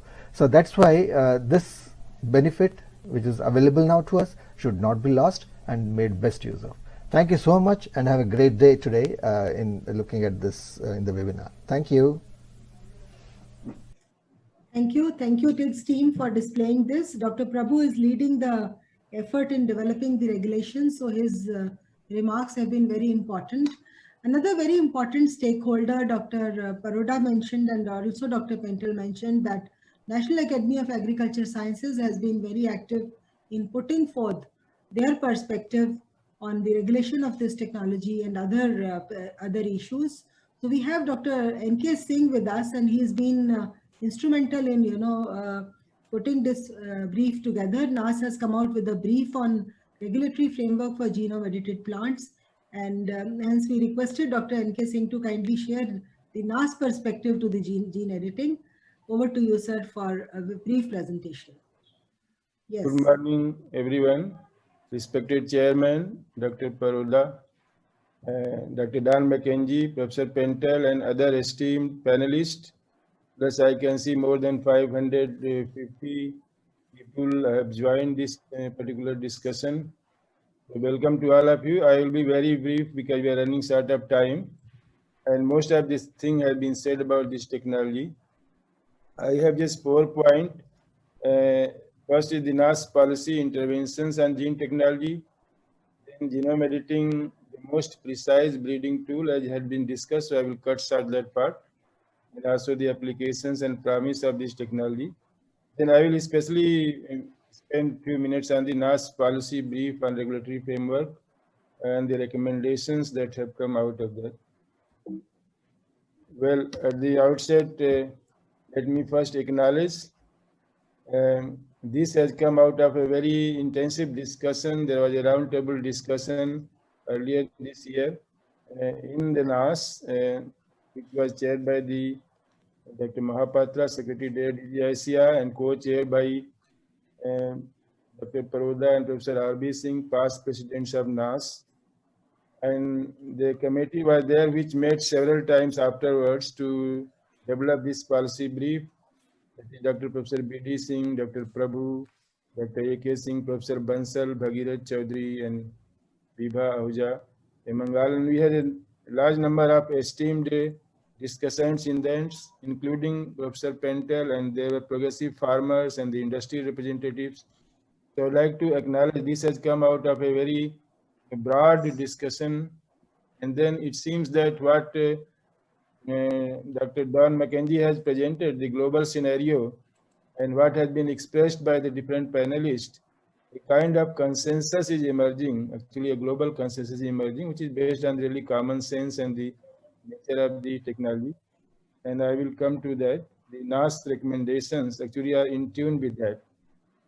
So the NAS, the National Academy of Agriculture Science, as you know, is the think tank of the agriculture scientists, and they advise the government at various levels on the policy issues. And they have been doing that for the GMO also, which is the gene technology, which is guided by the regulation under the rule in 1989 of the Environmental Protection Act of 1986. So India has been there right from the very beginning. Department of Biotechnology was established in 1985. And right from the beginning, this the government and the research management has been really proactive in these things. And we have a very stringent regulatory mechanism for that. But at the same time, there has been opposition to this technology by various quarters, not only globally, in India also. And this is situation in there are many groups, conservative groups, maybe there are vested interest groups are there which are very strong on this thing, opposing the genetic modification of crop plants, and genetic editing, genome editing also is on their agenda. Now the NAS has been doing the policy advocacy right from the beginning. In 2003, the biosafety of transgenic rice, the policy paper was brought out. Then in 2004, transgenic crops and biosafety issues related to their commercialization in India. And then later on, more recently in 2011, we had a detailed discussion once again when this BT Binjal was put on hold. Again, these scientists were very much concerned, and the detailed policy paper came as biosafety assurance of the GM crops of India. Then so much so that the academy has pleaded in the Honorable Supreme Court because at that time there was an impending ban by the court for the research on the GMO. And that moment the academy pleaded in the Supreme Court, and it is all under discussion and in debate only. And that much seriously the academy has taken this issue. And further, the two policy briefs have been published, one by the discussion was chaired by Professor Sathan, and the policy brief came by Dr. Mai, Dr. Prabhu, Sharma, and then this year we had an intensive discussion on the genome editing, and this very good review is presented in this particular document on all aspects of genome editing. And after thorough discussion, I will not go into details. The technology has evolved. The basic crux of the technology is that it is free from any foreign DNA, and also it is more targeted to a particular region of the genome. And that has become possible because of the availability of the genomes of many of these crop plants. Because the knowledge of genome is important to provide to design the guide RNA which is free from off-target is very important. The technology has evolved over the years, starting from 1987 when the CRISPR was discovered, and then its role was, after nearly 20 years, its precise role was deciphered in 2007, and it was, it started using as a genetic engineering tool just 5-6 years back. So I'm not going into detail. Has been told by Dr. Biswanathan very nicely. The technology is so important that the number of patents has grown very exponentially during the last 10 years. Applications you have seen already, we can create herbicide tolerant crops, we can create waxy maize and endosperm with anthocyanin in the rice, and also virus resistant non-transgenic cucumber can be created. Knocking down of sweet genes have given immunity to bacterial leaf blight. So it is such a attractive, such a promising, revolutionary technology that very quickly, I think we should get our regulatory aspects right. Otherwise, you will miss out on this technology. And a number of products have been freed from exempted from regulation in USDA. And Dr. McKenzie has given you this thing, an account of the global scenario. So it is coming up in a way that SDN1 and SDN2 should be free from this regulation, and SDN3 is the one which should be regulated in some way at all. Now, there are few recommendations came from the NAS policy brief. There are 15 points. I will go in 3-4 minutes here. The first one was that since India is a signatory to the Cartagena Protocol, and so it is governed by the EPA Act of 1986.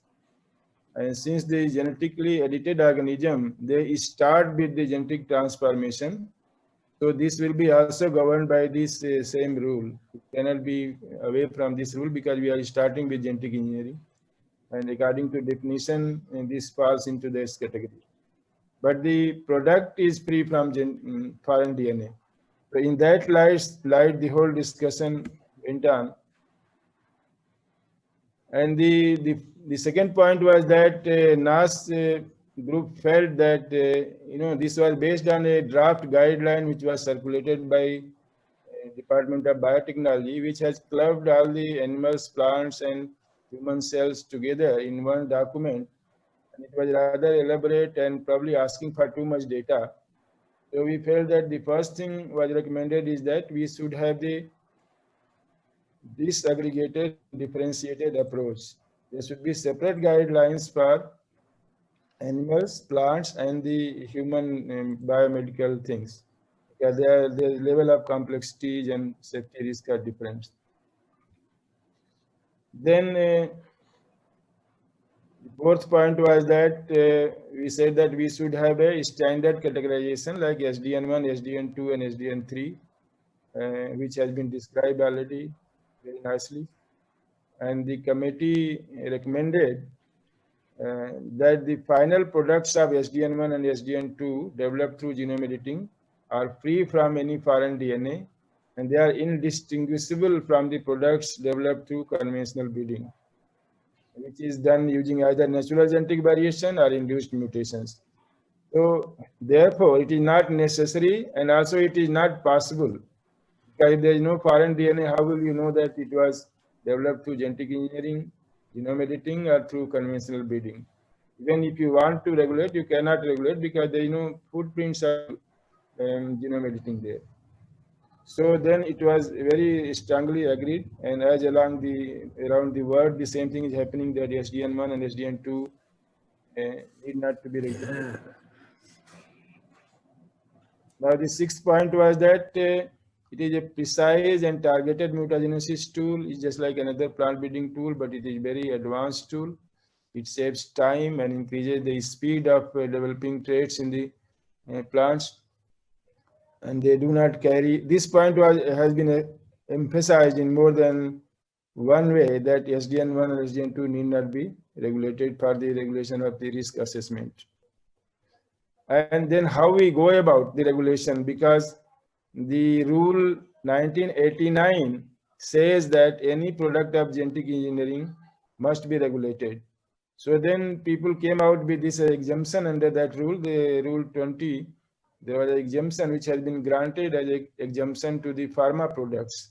Already has been granted, and we have suggested that the similar exemption can be given to genome edited plants of SDN1 and SDN2 under the existing rules. So there is no need to make a new act and a new thing, which will take a very long time, and it may not see the light of the day. So the other point was that important point, because it starts with the recombinant DNA technique, you have to do transformation, do selection and crossing, and make plant free from the transgene. So one must do registration with the IBSC with information to RCGM. The group has suggested that only this much initial registration with IBSC, that in Institutional Biosafety Committee, and information to RCGM is adequate for SDN1 and SDN2. And there is a flow chart for that thing. Afterwards, this can be taken, the product of SDN1 and SDN2 can be taken through the normal, for the trait efficacy and field performance, that can be tested through ICR equip guidelines or any other extant procedure for evaluation, release, and notification as per the legislation available, which is mainly the SEED Acts and related acts, not the EPA Act. So SDN1 and SDN2 should be freed from the regulation after the initial registration with IBSC and information to RCGM. The data requirement which was suggested in this draft guidelines of DBT is not needed actually, because it is unnecessary and wastage of time and effort. So this thing has been summarized. This is given in the policy brief. One can easily download and see the large number of references also have been given, where SDN1 and SDN2, after initial IBSC, they can go to the SEED Act channel for the trait evaluation and efficacy, whereas the SDN3, it can follow through the normal route of RCGM GAC. But even SDN3, the regulations should be relaxed, because there are two very important points of opposition has been the presence of the selectable markers and the random integration. The opponents of GMO keep on telling that. And this particular SDN3, which is guided insertions and free from markers, it takes care of those two major actually objections. So this also should be regulated in a much lenient way. And this is the same thing SDN, as I told you. And one thing was suggested that even if you put the large piece of DNA, which will come under the SDN3 category, for example, gene replacement from another variety, or we can take from the primary gene pool. Sir, can we be little short, sir? Yeah. Just one more story there. Yeah. Yes. So this should also be come under the SDN2 category, which will be otherwise defined under SDN3 category, because we are putting large piece of DNA. So if that DNA is from the cisgenic or from the related wild species, then it should be taken as a SDN2, not SDN3, and need not to be, it should be freed from the regulation, because it's just like the alien interrogation. Similarly, the foods derived from SDN1 and SDN2 should not be treated as genetically engineered food, because they are just like very similar to the normal mutation breeding. And then the DBT draft document has asked for a lot of data for off-target mutations, but it is unnecessary, as you know that now the Cas9 protein has been created which will not go off target, and if there is any off target, it can be eliminated by crossing. So it is unnecessary to ask for so much data. And our system should be in harmony with, I think someone has commented in the chat box that there should be global harmonization, I think Professor Bansal, and it is true, it was recommended by the committee that whatever we make the guidelines, it should be in tune with the international, so that we can have easy exchange of the products and the technology.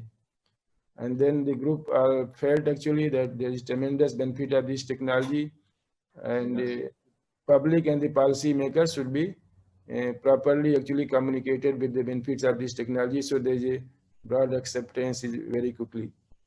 So in the end, there was also a point that the private and public sector should come out and invest more in this technology, and that will be only possible if there is a policy is right in the place and the regulation is right in the place, so people know that when they invest, their return will come, and then we can meet this SDG 1 and 2 goals.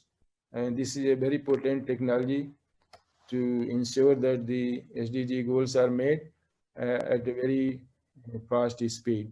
That is a much more precise way to improving the plants. Thank you so much for your listening. Thank you, sir. Thank you, Dr. Singh. And as you rightly said in your last presentation, that both public sector and private sector has to come together. So our next panelist is from the private sector. We have Dr. Amitabh Mohanty from Corteva Agrosciences, and he is currently leading the Trait Discovery Operations Group. Dr. Mohanty has been now presently in US, but he has been here in India as member of the multiple committees and task forces, including the one on genome engineering and their applications set up by the DBT. So we request Dr. Mohanty to kindly share his views on this theme of our webinar today. Dr. Mohanty. Thank you so much, Dr. Biva and Tix for the invitation. I think this is very timely meeting, and I'm really happy to see the distinguished panelists having a great deal of discussion on this particular technology. I would also like to thank the fellow panelists for their valuable insights. I think we have covered the technical detail, the regulatory part, all of these in a really detailed way. So for my talk, I have been requested to talk about how this technology can benefit smallholder farmers. How can we collaborate better, and also the second part is capacity building and competency building. So let me focus. I'll take a few slides to discuss the point that I would like to focus today. So for example, what are our priorities? Our priorities are safety of the product. We have something called as responsible use guidelines. I'm going to talk a little bit about that, and open innovation. So safety of the products. There was a question in the chat related to what is going to happen in the future, and this similar point. So for example, the CRISPR produced plants, they are as safe as the plants found in the nature. So you heard this again and again, that in the CRISPR genome editing SDN1 and 2, we do not use DNA from another species. We are modifying the DNA in the same species. The nature of technology is such that the changes that we are making, these are very specific and targeted, and these kind of changes, interestingly, does occur in nature or can be developed through conventional breeding. So there are a lot of similarities there. What CRISPR brings in this context is the possible delivery of these traits faster and more efficiently. At Corteva, we are we test our seeds derived from CRISPR produced seeds extensively field tested to ensure the specific changes to a plant's own DNA have been made exactly the way they are intended. Also, we conduct thousands of field tests over several years to study a plant's various growth characteristics, appearance, yield, resistance to diseases and pests to confirm that these edited plants grow and perform as intended. I hope that in answer one of the questions that was put in the chat, what happens once you do the editing, feed generation. It's tested very extensively, Let me move to the responsible use guidelines. CRISPR is one of the many tools that we use, to deliver value to our customers, farmers. Safety and product stewardship are foundational to our product offerings. CRISPR for we are using CRISPR for advanced plant breeding, and in this purpose, we will only work with genetic material from the target plant and crop. And I think I want to emphasize that again and again.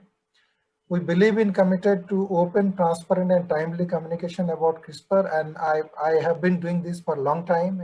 Whether I was part of Corteva, from very beginning, we started working in this game-changing technology, and I have delivered a number of different presentation at different fora. Corteva is committed to responsible development and application of CRISPR to ensure that consumer confidence is there, and we support, a appropriate science-based regulatory oversight, which is similar to the used for conventional breeding. Corteva intends to enable individuals and organizations that want to develop agriculture products using CRISPR through access to intellectual property, technology capabilities, infrastructure, as well as scientific expertise. And I'm going to give several examples of those. And we are committed that we are going to consider diverse viewpoint in this decision-making process for products developed through CRISPR advanced plant breeding. The third part of my priority is to discuss about the open innovation. So we are committed to share our intellectual property with public research institutions. You will see examples and academia, small as well as large commercial enterprises to solve the world's most important problem, because we believe that working alone we cannot solve all the problems. We have to work in collaboration, and we do this independently as well as in partnership with the Broad Institute, MIT and Harvard. Our IP supports advancement in trade, plant breeding, enabling technologies, biologicals, digital solution to create local solution for problems around the world. Let me cite some of the examples, so probably some of you are already aware of these examples. For example, we have a collaboration with CIMMYT on maize lethal necrosis disease. This is a devastating disease that impacts a number of different countries in Africa. We are working with CIMMYT to solve this problem. There has been a lot of work in this area, including training of CIMMYT scientists at Corteva headquarters in Johnston. Similarly, closer to our country in ICRISAT, we have an ongoing collaboration with ICRISAT on a number of different areas. For example, they are in crops such as sorghum and millet. In sorghum, we are working for striga resistance, and for pearl millet on rancidity. And this includes not only the access to the technology, but also training. For example, already a couple of scientists from ICRISAT has got trained for several months in ICRISAT in Corteva headquarters in Johnston. They have come back and they are able to replicate what they have learned there. Similarly, a few other examples, we have a collaboration with GIA Simplot for bruising and browning resistant tomato potatoes. We have an ongoing collaboration with Danforth Center. I'm happy to see Don here on cassava improvement. Similarly, with Embrapa on farming competitiveness and sustainability in Brazil. And another example would be Zical for photosynthetic capacity and efficiency. So it is very, very important that we continue to collaborate with academic institutions, large and small industries, because we cannot solve all the problem of the world. We are aiming to have not only more food, but healthier food in a planet-friendly way. So we got to use all the technology at our disposal, and we have to use this in a collaborative way. We would like to see a global regulatory policies for CRISPR, which are you can see that they are in different stages across the world, and I'm not going to get into it. Don gave an excellent overview of the current scenario. But one thing to be emphasized here is that some of the Latin American countries have taken the lead, and there is no reason we should be behind. We should follow suit, because the CRISPR-Cas SDN1 and 2 does not involve DNA introduced from other species. So they should not be treated any way different than conventional breeding. There are more information we can have in these two websites. With that, I'll stop this part. And focus on the second part of the discussion, that is capacity building and competency. And I think this is very, very critical for the country. I must acknowledge that DBT Genome Engineering Task Force, which now is known as the Technical Expert Committee, has been forefront of this. I joined this from the beginning, 2014, and extremely happy to see some of the project that we funded in the beginning, grant. They have already publication coming out of that. So it's really great to see that the money that has been put is being valuable. Similarly, I am very aware of similar funding system from ICR, which is also making a huge impact. So overall, I think it is important to have the capacity competency development continued. And as I said, Cortez is committed to support in all the possible ways, including technology access, training, infrastructure development, and all the all these aspects. And I would be happy to take questions when those come up. And with that, once again, I would like to thank the organizers for this opportunity to share my views with you. Thank you. Thank you, Amitabh. Thank you for very nice perspective from the industry and willingness to share this technology with the public sector organizations. With the permission of the chair, sir, although we are just about touching the time, but we will just have one quick round of some of the questions which we had deliberated and what are coming in the chat box. Very quickly, one question each to the panelists for one round. Can I go ahead, sir? Yes, okay.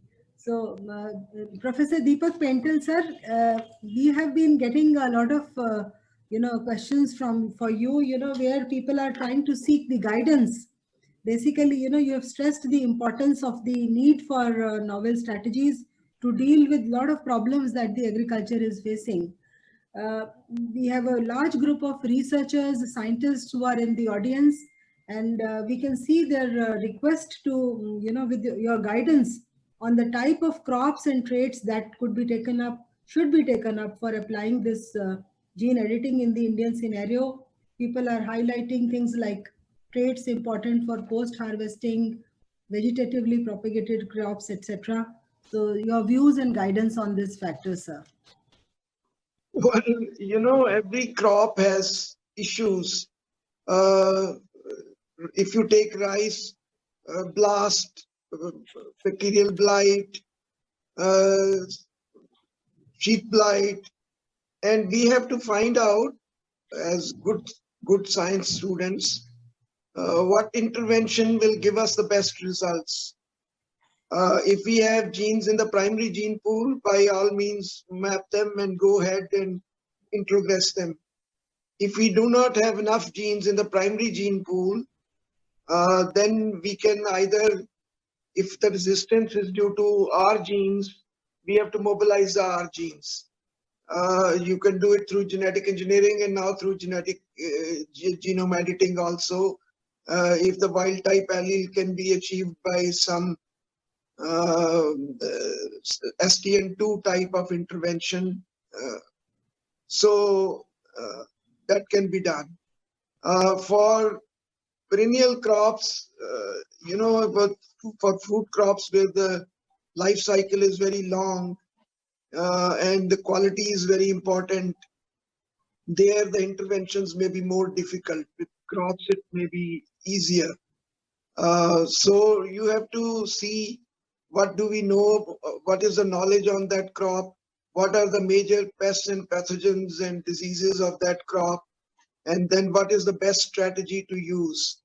But you need some freedom to pick and choose the best sort of strategy for dealing with a particular problem of the plant. Until unless we encourage you by giving you a field where your innovations can stick, then it becomes very difficult. For example, we were very good in plant tissue culture, and because we were averse to use genetic engineering technologies, we have become de-skilled in that. Very few protocols are available in routine matter. Now, you need to build upon the already existing knowledge. If genetic transformation technique is available, it could be used for gene editing, it can be used for genetic engineering. But if you lose that technology, and if you lose competency in that technology of regenerating plants in vitro, then there is big trouble. So at the national level, we should try to see that young people get some baseline technologies available in different institutions. Like if you clone some gene, or if you want to modify some gene, is a genetic transformation protocol available somewhere or not? If you start rediscovering the genetic transformation protocol, then you will be wasting 2 years of your time on that rather than on genetic engineering. So at the national policy level, this has to be we have to develop facilities for genetic transformation so that your constructs can be used very quickly, and you work on your chosen area rather than being stuck on having every technique in your laboratory. That's number one. Number two is that I want to mention it to Dr. Paroda also. You know, the ACRIP system is a very interesting, very good development, and we are very proud of it. But I think it's lost its way. The ACRIP, as it is a trial system, is based at the moment on competition. You create a variety, I create a variety, third person creates a variety, and then we compete. Who is the most clever in terms of selection in the field, and who has produced the best varieties. Well, we have come to a dead end there. What we need now is different objectives in a crop, of different diseases, different abiotic stresses. We work on each one of them, and then we stack it together. So the new technologies require a huge amount of cooperation and a different mindset. So ACRIP should be made an independent analyzing things where private sector and public sector both can put their varieties, and there's no conflict of interest. So these are the 2 points I wanted to make. That will help the younger people also to compete and have their individual research project contributing to the national goal of improving a crop.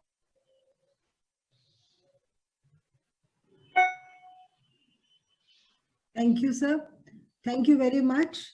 May I request now the chair to kindly take over and, maybe take the take-home messages from each of the speakers, sir? Would you like to? Well, thank you very much. I think we have exceeded our time limit, and maybe many of participants have other engagements. What I would suggest is that among the panelists and the speakers, if they could give any take-home message in terms of how to move forward. What is the way forward? In fact, we know this is a good innovation, and it is relevant, it is important, it needs to be scaled.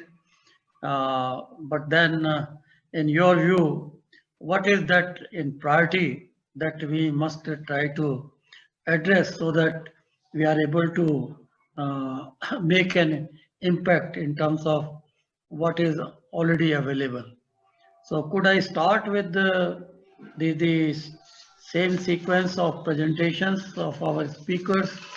Maybe Dr. Vishwanath, could you, and maybe 1 minute or 2 minutes maximum for home take message in terms of what are actionable points or way forward? So, thank you very much, sir. From the overall discussion, we understand that genome editing is similar to that of the mutation breeding, only with the advancement that it is more precise and we can create a mutation in a more defined way. And the mutation created by the CRISPR technology, especially the SDN1 and SDN2, are indistinguishable from that of the conventional mutagenesis. And these mutation methods have wide applicability in agriculture. Hence, we should quickly formulate our regulation, and we make the SDN1 and SDN2 free from the regulation so that India can take advantage of this technology. And also, when compared to other countries in the public system, we need to invest more, and we have to bring more and more people in the CRISPR editing so that the technology is fully used for the benefit of the country. Thank you, sir. Thank you very much. I think Don McKenzie, with your vast exposure with regard to regulatory systems, what is your advice to Indian system in terms of moving ahead with this approach? So I think a lot of what I would want to say has already been said. But I would just re-emphasize that I think a lot of progress has been made. The guidelines that came out from DBT and the refinements that have been added by NAS and by the consultation process, I think have placed them now in a good place. I think it is time for the government to do the needful, to actually adopt the guidelines, to release the potential of Indian researchers to contribute to meeting these food and nutrition security challenges that we all face in the light of climate change and other natural and man-made disasters. So I think the recipes are there. There is a growing consensus around the world, and I think it's just time to move forward and adopt a rational approach. Thank you. Thank you. Very helpful. So then we come to Dr. N.K. Singh. Any important home tech you have already summarized? Please. Well, I would like to reiterate what Dr. Viswanathan and Dr. McKenzie has told, that the most priority is that our regulation should very quickly, they should come up with this thing that SDN1 and SDN2 are not transgenic, and they should be free from the regulation. And this will set the ball rolling. And of course, they create more projects and programs along this line. So that's the first priority, is to come out with this regulation, and a lot of discussion is going on. I don't know why it is going on for endless rounds of time. So we should try and make effort that as quickly as possible, they should make this thing very clear. So we come in the green zone, from yellow zone, we come to the green zone, and start working and delivering rather than just discussing endlessly. Thank you. Good, thank you. I appreciate that. Dr. Amitabh Mohanty, I would also appreciate if you could clarify as to whether you have also entered into any MOU or any understanding with the National Agriculture Research System, like with international centers you have done, and how can the IP issue relating to this technology, which is presently with Cortez, is made available as a national public good? Is there any possibility, or there would be restrictions? And if so, then say for example, if there is a banana through CRISPR-Cas by NABI, could it be commercialized now? We would like your clarification on this. Sure. Thank you, sir. First of all, I'll echo all the other experts that we need to have the science-based regulatory policy, which SDN1, SDN1 and SDN2, everybody kind of agreed that those should not be regulated. That's first, and capacity and competency building should be ongoing. I would also say that we need to continue to enable and build an environment of trust and transparency for consumer acceptance. That is important. Now coming for the technology access, as I have mentioned in my presentation, we have offered the technology to small institutions, large institutions, and there has been discussion with leading institutions like ICR. There has been some discussion at DBT level as well, for possible access.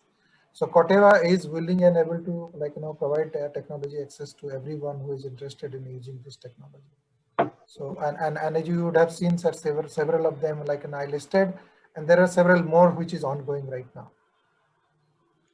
We are very appreciative of that approach adopted by Corteva in the interest of agriculture in general and for the smallholder farmers. So with that, any other comment? Maybe Vibha, you would like to make at this stage? Thank everyone. Thank all the participants. I think close to 600 participants were online throughout, although we see the number reducing now. As you said, people have other engagements. So I think, sir, if you have, if you can conclude. Thank you. I think, as you rightly said, maybe we have to conclude quickly. And since I have been asked to chair this, it will not be a justification if some concluding remarks are not made. And in that respect, first of all, thank you all for your participation. I think it had been a useful interface. Probably we'll need this to continue. This had been a kind of interaction with the mainly the scientific fora, but what is required is to have interface with other stakeholders. Except for Corteva, we don't have other stakeholders from the policy side, from regulatory side, and from public awareness and private sector side. So we would need that kind of interaction as well. Scientifically, everyone has supported the very idea of scaling this innovation much faster and quicker, for which we must have clear need assessment at national level. What do we need for what is more important, so that we are targeted and focused and not digress in all directions. And for that, I think it would be good if effort is made jointly by some of the organizations, including NAS, TAS, also the Biotechnology Consortium, and also the Tata Institute on Science for Society, to come out with a status paper, or what you call as white paper, on opportunities and challenges to scale genome editing in plants for our food and nutrition security needs, so that we are very clear as to where we want to go and where we should lay greater focus. And that will help our policy makers, especially on research side, to invest more. And we must double our investment, if not triple. That I also see as an urgency. We need urgently a policy decision by GEAC and the Ministry of Environment with regard to clearance of the guidelines that have been submitted by Department of Biotechnology, which clearly recommend SDN1 and SDN2 to be out of regulation. And more details have been provided by Dr. N.K. Singh in that context already. And this is an urgency. They are sitting on it. I don't know why delaying it. Having had one meeting, I am told decision was taken, but then again they have opened it for the dialogue and feedback from the stakeholders, which means again a delaying process. So we need to urgently express, maybe make a strong recommendation from this webinar that there is urgency, otherwise we are losing an opportunity. We are already much behind compared to rest of the other countries and institutions. There is also a need for partnership, greater partnership with private sector, which I think is very clear. If we have to move forward and partnership with IP protection agencies or organizations like Corteva, so that there is no later on problem with regard to moving ahead to commercialize and make available the findings of our scientists in the institutions. Otherwise, we will be stuck up the same way as we are stuck up with the GM approach currently. And uh, finally, I would like to say that the confusion in the public mind, if at all likely to be there, though we know how difficult it is to overcome the public awareness issue, but we need to invest and come forward with a more aggressive approach on public awareness. For that, more effort by media, interaction with media, bringing out popular articles. Our scientists only are happy with their technical articles, but not with popular articles and not much in the news. So that aspect also has to be addressed somehow. And it was very clearly stated that we need capacity development and also institutional partnership. So that part is important. And once we know where is our priority and urgency, I would also discuss this matter with Dr. Renusuru, the Secretary DBT, and also with Dr. Mahapatra.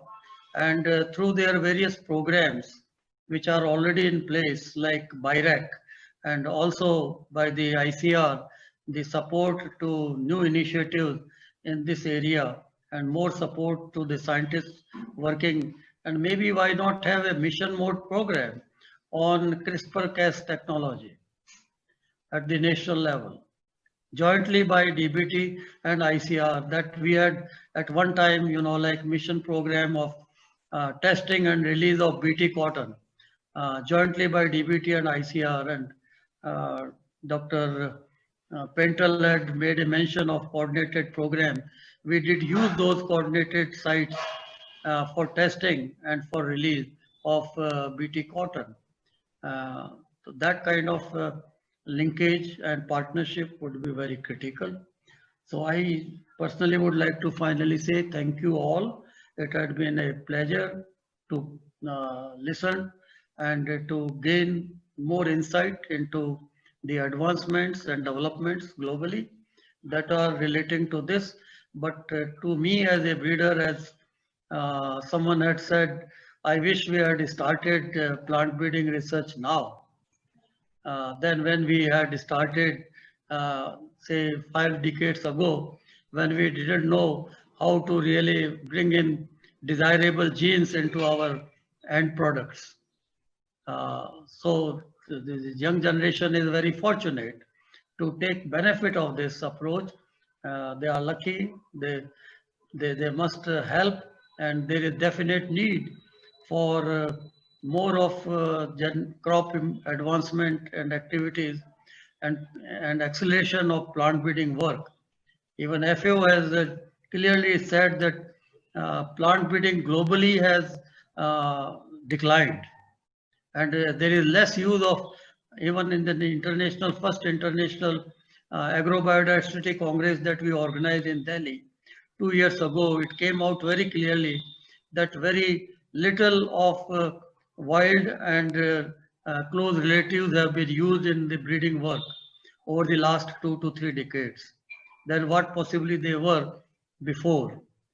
And this provides an opportunity now to go ahead, move faster. I think Subra Chakravarti has an institute which she is heading, a great role to play in that regard, and possibly gene mining should become our now major focus, using desirable genes, and there are many desirable genes available in the agrobiodiversity that we have, which can counteract all these challenges that we have before us, whether nutrition, climate change, diseases, pests, drought, tolerance, and whatnot.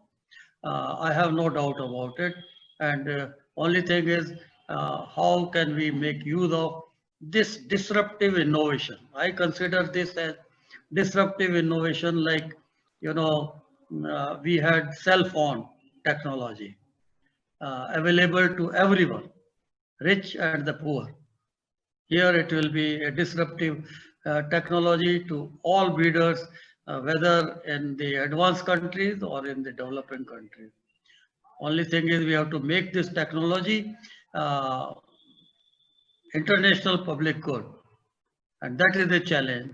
And that's where public sector has to come forward more aggressively with research findings and with the new innovations and approaches, so that we are not struck up with the issues of intellectual property, particularly when it is an issue of global food security and removing of hunger, being SDG goals before us. So thank you very much. I think we have taken more of your time, but certainly I would like to compliment BCIL and also the Tata Institute for having taken this initiative. Let's make sure that this technology reaches to end user as quickly as possible. Thank you very much.